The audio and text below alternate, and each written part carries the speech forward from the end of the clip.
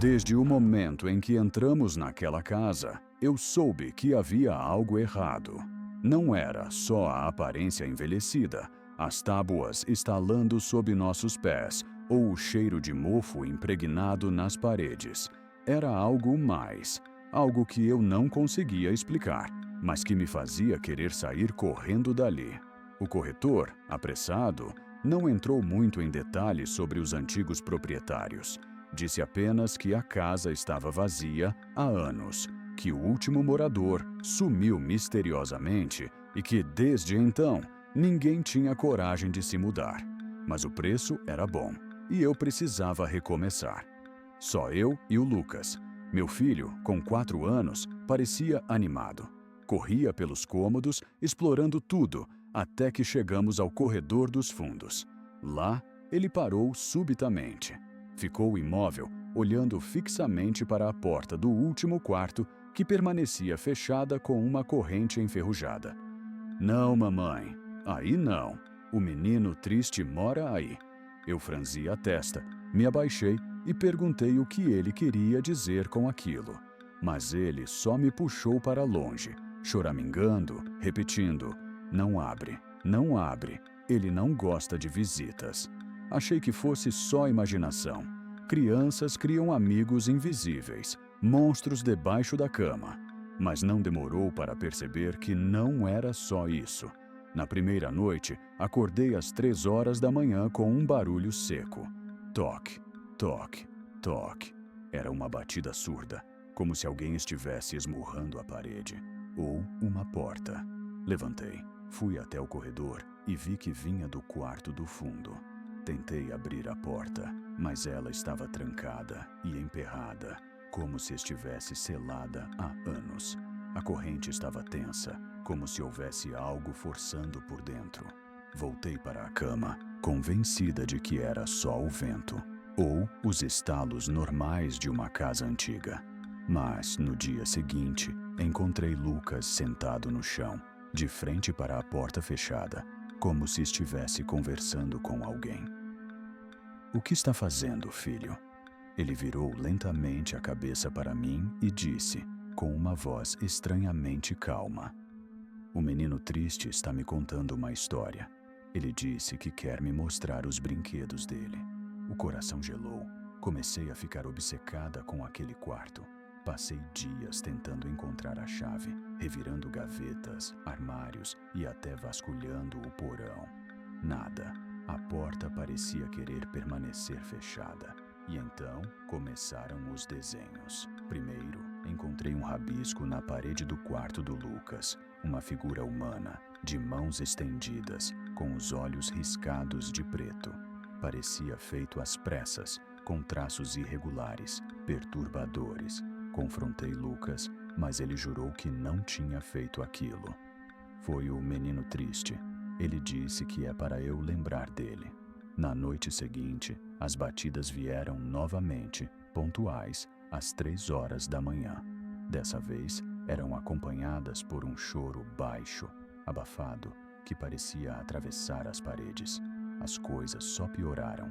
Lucas começou a ter pesadelos todas as noites. Acordava gritando, dizendo que o menino triste vinha até o quarto dele e ficava parado, ao pé da cama, olhando, sem falar nada, só olhando.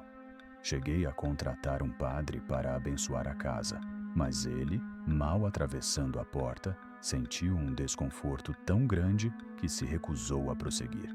Disse que há coisas que não podem ser perturbadas. Eu tentei racionalizar. Quis acreditar que tudo era fruto do estresse da mudança, do cansaço, até o dia em que encontrei marcas de arranhões no chão.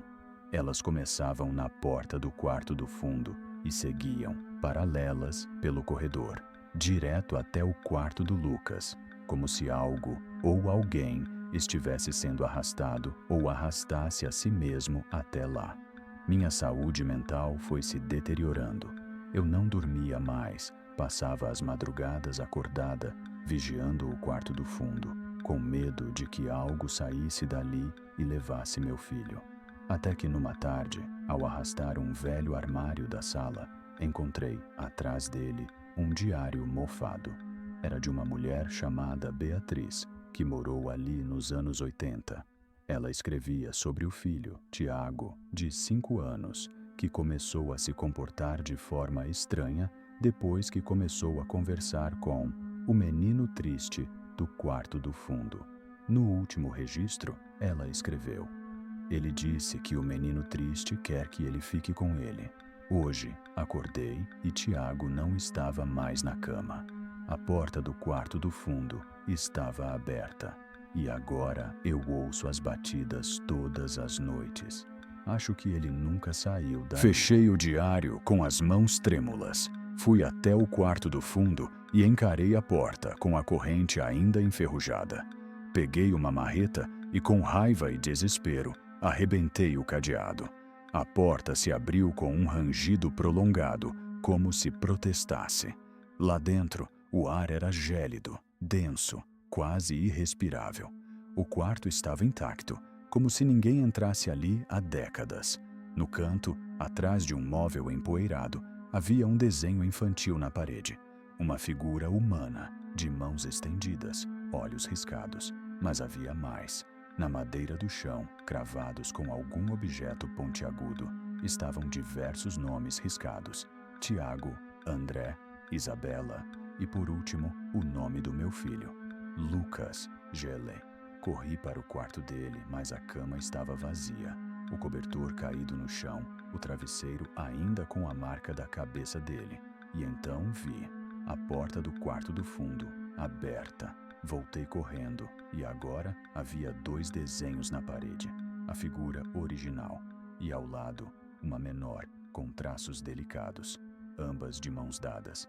Passei a noite inteira chamando por Lucas, revirando a casa, o quintal, a vizinhança, mas ele simplesmente desapareceu. A polícia foi chamada, fizeram buscas, mas nada foi encontrado. O detetive, incrédulo, me perguntou: como uma criança pode desaparecer dentro de casa, sem portas ou janelas abertas? Eu não tinha resposta. Só sabia que ele não estava mais aqui. Dias se passaram. Eu não conseguia mais comer, nem dormir. Até que, certa madrugada, ouvi novamente toque, toque, toque. Mas desta vez, as batidas vinham do meu armário. Com o coração aos pulos, abri lentamente as portas. E lá estava, outro desenho, colado no fundo, com 3 figuras de mãos dadas. A primeira, com olhos riscados. A segunda, menor. E uma terceira, maior, com traços inconfundivelmente meus. Comecei a enlouquecer. Passei a ver vultos pela casa, sombras se movendo pelos cantos, e todas as noites ouvia passos leves atravessando o corredor até o meu quarto. Então, numa madrugada qualquer, acordei e lá estava ele, Lucas, parado ao pé da minha cama, com um sorriso estranho e o olhar vazio. Ao lado dele, o menino triste, uma figura esguia, pálida, com olhos fundos e negros, segurando a mão dele. Lucas falou, com uma voz que não era dele: vem, mamãe, falta você. Desde então, não consegui mais sair daquela casa. Hoje, quem passa pela rua, à noite, diz ouvir batidas secas, sempre às 3 horas. Alguns juram ter visto, pela fresta da janela, 3 figuras andando pela casa. Outros falam de 4, porque, dizem, toda vez que mais alguém entra ali, mais um desenho aparece na parede do quarto do fundo, com mais uma figura de mãos dadas, unida ao grupo. E você, que ouve esse relato, se um dia cruzar com uma casa antiga, abandonada, e ouvir batidas às 3 horas da manhã, não entre, nunca entre. Pode ser que o menino triste esteja esperando por você.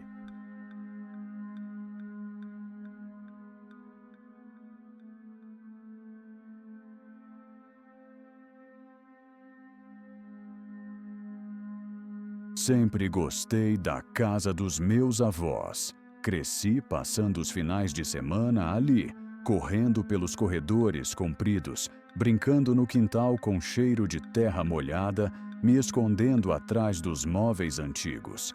A casa, erguida há mais de 100 anos, Tinha a solidez de quem resistiu ao tempo e ao esquecimento. Mas agora, tudo estava diferente. Meus avós haviam falecido há poucos meses. Fui designada como responsável por organizar e esvaziar a casa antes que fosse vendida. Achei que seria uma tarefa simples: embalar as coisas, fechar a porta e seguir em frente. Mas, desde que cheguei, algo parecia errado. Assim que cruzei o portão de ferro enferrujado, senti uma estranha pressão no peito. O silêncio era tão espesso que parecia preencher o ar com uma substância invisível, sufocante. Não havia mais o cheiro doce das rosas que minha avó cultivava, nem o aroma do café passado no coador de pano. Só um odor morno de madeira antiga, fechada, e um leve toque de mofo. Decidi que passaria apenas uma noite ali, sozinha. Na primeira tarde, comecei a embalar os objetos. As porcelanas na cristaleira, os livros com capas desgastadas na estante, as roupas no armário de mogno do quarto deles. Mas, conforme o dia se despedia e as sombras se esticavam pelas paredes, comecei a sentir uma presença. Não havia som algum, exceto pelo tic-tac insistente do velho relógio de parede, parado há anos, sempre marcando as mesmas horas, 3h15. Jantei rapidamente, uma comida fria e sem gosto, e me preparei para dormir no antigo quarto de hóspedes, onde tantas vezes fiquei quando criança. O colchão era duro e o lençol frio como pedra. Pouco antes de apagar a luz, ouvi um rangido vindo do assoalho do corredor. Fiquei imóvel. Não havia ninguém ali. Eu tinha certeza disso. Tinha trancado a porta da frente e verificado todas as janelas. Mas os passos continuaram, lentos, espaçados, como se alguém estivesse arrastando os pés no corredor, na direção do quarto.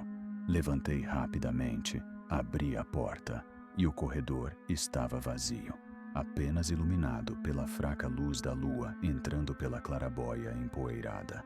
Suspirei, tentando me convencer de que era apenas o velho piso cedendo ao frio da noite. Voltei para a cama. Por volta das 3 da manhã, acordei com a sensação de que alguém me observava. Não um simples arrepio, mas uma certeza visceral de que havia olhos cravados em mim. Olhei ao redor, o quarto mergulhado em uma penumbra espessa, os móveis lançando sombras longas, deformadas. E então ouvi novamente o rangido do assoalho, agora dentro do quarto. Fechei os olhos com força, tentando silenciar minha respiração acelerada. O colchão ao meu lado afundou levemente, como se alguém tivesse se sentado ali. Não consegui me mover.